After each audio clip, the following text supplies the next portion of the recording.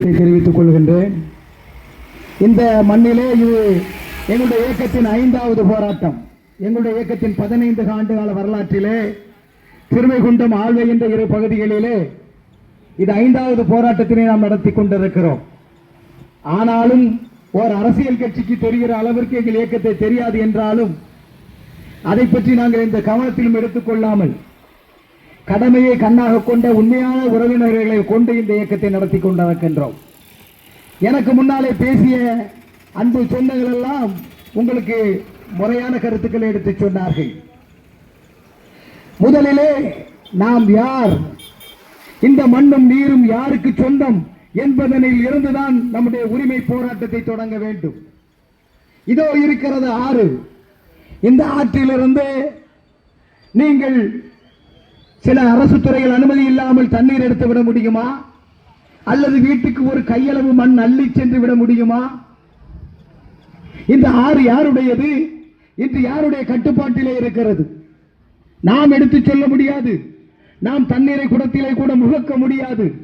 ஆனால் கார்ப்பரேட் நிறுவனங்கள் அங்கே தூத்துக்குடி கரையிலே இருக்கின்ற பல்வேறு தொழிற்சாலைகள் எல்லாம் பல்வேறு 1000 காலன் லிட்டர்களை கவர்ந்து சென்று கொண்டிருக்கின்றார்கள். அவர்களுக்கு முடிகிறது. நம்மால் வீடு கட்ட ஒரு கைப்பிடி மண்ணை இங்கே எடுக்க முடியாது. ஆனால் இரவிலே மூடப்பட்ட லாரிகளிலே போலீசார் சல்யூட் அடிக்க மணல் லாரிகள் போய்கொண்டிருக்கின்றன.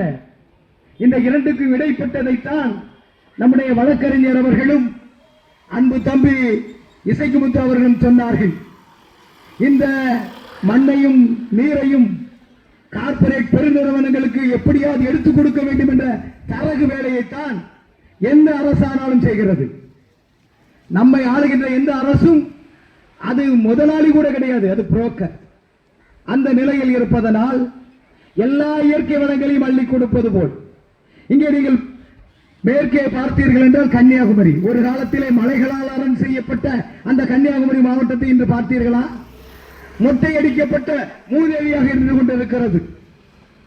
மூலிகை வளம் நிறைந்த அந்த மலைகளை பாறைகளாக சுக்குள் சுக்களாக பெயர்த்து வெறும் கடலுக்குள், அரபிக்கடலுக்குள் கொண்டு கொட்டுகிறது போல அங்கே நம்முடைய மலையாள கரைகளை கொட்டுகிறார்கள்.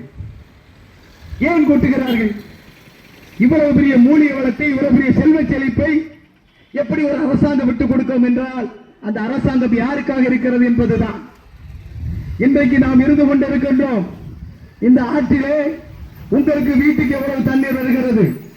ஆழ்வார்த்திருநெறி மக்களின் ஒட்டுமொத்த ஊருக்கு வீடுகளுக்கு எவ்வளவு தண்ணீர் வருகிறது? பக்கத்து கிராமங்களுக்கு எவ்வளவு தண்ணீர் வருகிறது? இதை விட எல்லாம் 3 மடங்கு 4 மடங்கு தூத்துக்குடி தொழிற்சாலைகளுக்கு செல்கின்றன. இந்த தண்ணீர் யாருக்கு? இந்திய அரசியல் சட்டம் அல்ல, அகில உலக சட்டங்களை சொல்கின்றன. ஒரு ஆறோ குடிநீர் ஆதாரமோ குளமோ கிணறோ இருந்தால் அதனுடைய நீர் முதலிலே குடிப்பதற்கு பயன்பட வேண்டும். அதன் பிறகு பிற தேவைகளுக்கும், கால்நடைகளுக்கும், பயிர்களுக்கும் தேவைப்பட வேண்டும். அதன் பின்புதான் அது மிகையான தண்ணீராக இருந்தால் மட்டும்தான் வியாபாரத்துக்கு பயன்படுத்த வேண்டும். ஆனால் இங்கே பல்வேறு கார்ப்பரேட் நிறுவனங்களுக்கும் தண்ணீர் கம்பெனிகளுக்கும் நம்முடைய அரசாங்கம் நம்முடைய அனுமதி இல்லாமல் நம்ம தண்ணீரை கொடுக்கின்றன. இதற்காக 50 ஆண்டுகளுக்கு முன்பு இங்கிருந்து வெள்ளம் மிகையான தண்ணீர் வருகிறது, அதிகமான தண்ணீர் இருக்கிறது என்று ஒரு கள்ளக்கணக்கு காட்டுகிறது பொதுப்பணித்துறை. அப்படி கள்ளக்கணக்கு காட்டி கம்பெனிகளுக்கு தண்ணீர் கொடுத்து விட்டு நம்மை எல்லாம் வாட போகிறார்கள். அப்படி வாட போட்டாலும் தருகின்ற தண்ணீராவது சரியான குடிநீராக தருகிறார்கள் என்றால் இல்லை. தம்பி இசைக்குமுத்து சொன்னது போல கலங்கள் மலங்களாக தண்ணீர் தருகிறார்கள். அந்த தண்ணீரை சுத்திகரித்து தர வேண்டிய குடிநீர் வடிகால் வாரியம் அதை கண்டுகொள்வதே இல்லை. நீங்கள் அருகிலே பார்த்திருப்பீர்கள், சிறுவகுண்டம் பகுதியிலே ஒரு குழாய் உடைந்து இதுவரை 20 வருடங்களுக்கு மேலாகி இருக்கும். இந்த வழியாக குடிநீர் வடிகால் வாரிய அதிகாரிகள் போவார்கள். யாரா கவனித்தார்களா? இந்த யாற்றை யாரெல்லாம் கவனிக்க வேண்டும்? பொதுப்பணித்துறை கவனிக்க வேண்டும், வருவாய்த்துறை கவனிக்க வேண்டும், காவல்துறை கவனிக்க வேண்டும், மாசு கட்டுப்பாட்டு வாரியம் கவனிக்க வேண்டும், குடிநீர் வடிகால் வாரியம் கவனிக்க வேண்டும். கவனிக்கத்தான் செய்கிறது, அவர்களை கவனிப்பவர்களை கவனிக்கிறது.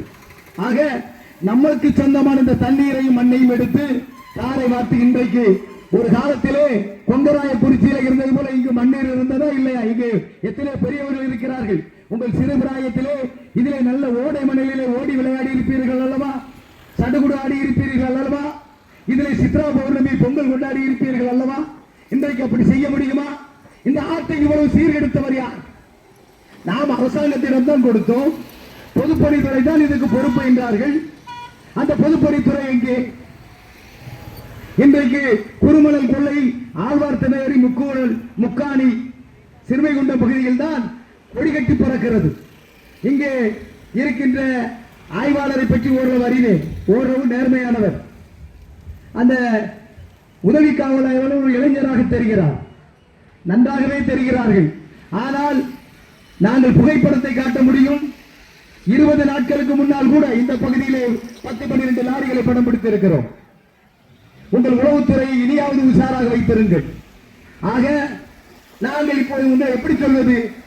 நேர்மையான ஆய்வாளர், நல்ல துணை ஆய்வாளர் என்று சொல்வதா? எப்படி சொல்வது?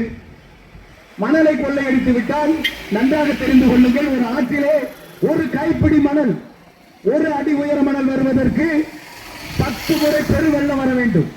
ஒரு ஆறு பெருகி பெருவெள்ளமாக இப்போ அழித்து ஓடியதை நம்ம போய் எல்லாம் அப்படி ஓடுகின்ற வெள்ளம் 10 முறை வந்தால்தான் ஒரு கைப்பிடி அளவிற்கு தண்ணீர், ஒரு அடி அளவிற்கு மண் அங்கே சேரும். ஆனால் ஒரு எந்திரத்தை வைத்து ஒரே கொத்திலே ஒரு லாரிக்கு வேண்டிய மண்ணை எடுத்து விடுகிறார்களே நவீன முறைப்படி. இதை தண்ணி எடுப்பவர்கள் யார்? தாயின் மார்பகத்தை அறுத்துத்தான் பால் குடிக்க வேண்டும் என்று எண்ணுகிறவர்கள் அல்லவா? எங்களுடைய இயக்கத்தின் சார்பிலே 10 ஆண்டுகளுக்கு முன்பு இங்கே ஒரு பெரிய பேரணி நடத்தினோம். கல்லூரி மாணவ மாணவியர்கள் வந்தார்கள். அப்போது நான் இங்கே அருகில் உள்ள ஒரு ஊர், அதை சொல்ல விரும்பவில்லை, அந்த ஊருக்கு சென்று சொன்னேன், எங்கே உங்களுடைய சகோதரர் என்று கேட்டேன். அவர் திருநெல்வேலியில் இருக்கிறார் என்று சொன்னார்கள். அப்போதுதான் சொன்னேன், ஒரு காலத்திலே அவர் மணல் கொள்ளையை தடுப்பதிலே முன்னணியில் இருந்தார், எங்களுடன் போராடி கொண்டிருந்தார். பின்னர் பார்த்தார், எம்ஜிஆர் படத்தை பார்த்திருப்பீர்கள், நம்முடைய பேச்சாளர்கள் சொல்லி இருப்பார்கள், ஒரு பெண்ணை ஒருவன் கெடுப்பதற்கு முன் வருவான், பலாத்காரம் செய்வான், நம்முடைய தலைவர் தடாலடியா ஆலமரத்து கிளைகளை விழுதுகளை பிடித்துக் கொண்டு வந்து இறங்கி தடுப்பார்.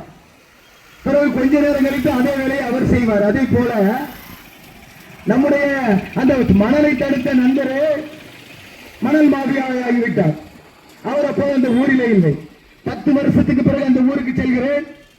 எப்படி இருக்கிறது ஊர்? ஊரிலிருந்து 100 அடி தூரத்திலே விவசாயம் இருந்தது. கிணறுகளிலே நல்ல தண்ணீர் இருந்தது. ஆனால் நான் சென்ற போது குடிப்பதற்கு தண்ணீர் இல்லை. தண்ணீர் கேன் வாங்கி கொண்டிருந்தார்கள். அந்த நண்பர் இங்கே என்று கேட்டேன், திருநெல்வேலியில் இருக்கிறார் என்ற. அவர் என்னெல்லாம் தொழில் செய்கிறார் என்றெல்லாம் நான் சொல்ல விரும்பவில்லை, புரிந்திருப்பீர்கள். அவர் நன்றாக மினரல் வாட்டர் குடித்துக் கொண்டு திருநெல்வேலியில் இருக்கிறார். இவர்கள் ஒரு அழுக்கு தண்ணீரை குடித்துக் கொண்டு சயரோகம் பிடித்து, டிபி பிடித்து சிறுவண்டம் அரசு ஆஸ்பத்திரியிலே பலியாகி கிடக்கிறார்கள். கேட்டால் நாங்கள் எல்லாம் வீர வம்சம் என்று மீசை முறுக்குகின்ற முட்டாள்தனம். அது எதற்கு பயன்படுத்தப்பட வேண்டும்? வீரம் என்பது இந்த மண்ணை காப்பதற்கு பயன்படுத்தப்பட வேண்டும். வீரம் என்பது இந்த நீரை காப்பதற்கு பயன்படுத்த வேண்டும். மணலை கொள்ளையடிப்பதற்கும், மணல் கொள்ளையடிக்கின்ற நிறுவனங்களுக்கு புரோக்கர் வேலை பார்ப்பதற்கும் உங்கள் வீரம் பயன்படுகிறது என்றால் அது என்ன வீரம்? உங்கள் நெஞ்சில் எங்கே வீரம்? ஆக நாமே முதலில் அதற்கு குறைபாடாக இருக்கிறோம். அடுத்து எடுத்துக்கொண்டால் இன்னைக்கு ஒன்றிய அரசு எடுத்துக்கொள்ளுங்கள், ஒரு நீர் கொள்கை கொண்டு வந்திருக்கிறார்கள். இன்னும் கொஞ்ச காலம் போனால் உங்கள் நிலத்தில் இருக்கின்ற நீர் கூட உங்களுக்கு சொந்தமில்லை. அந்த நீருக்கு கட்டணம் போட போகிறார்கள். ஆற்று நீரை, கிணத்து நீரை, குளத்து நீரை எல்லாம் மொத்தமாக குத்தகைக்கு விட்டு விடுவார்கள்.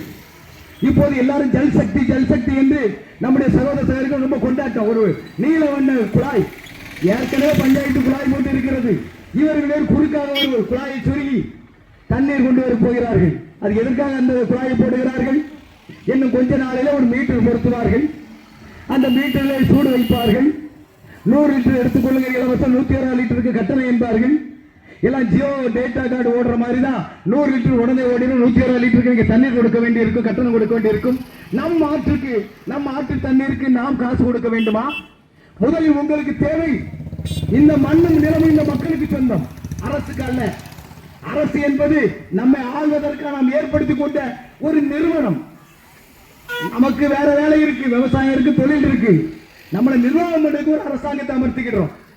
அந்த அரசாங்கம் என்ன செய்ய வேண்டும்?